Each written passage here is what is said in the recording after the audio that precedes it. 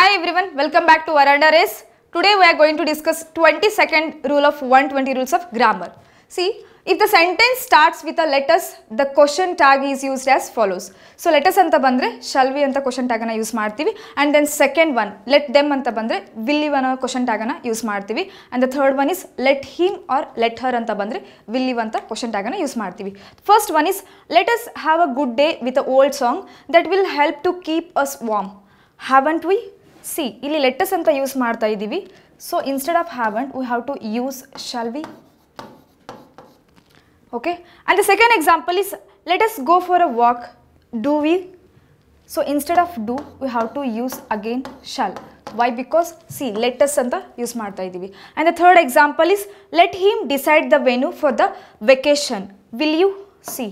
Yes, obviously it's in the right form. See, let him or let her ಅಂತ ಬಂದರೆ will you ಅಂತ ನಾವು question ಟ್ಯಾಗನ್ನು use ಮಾಡ್ತೀವಿ.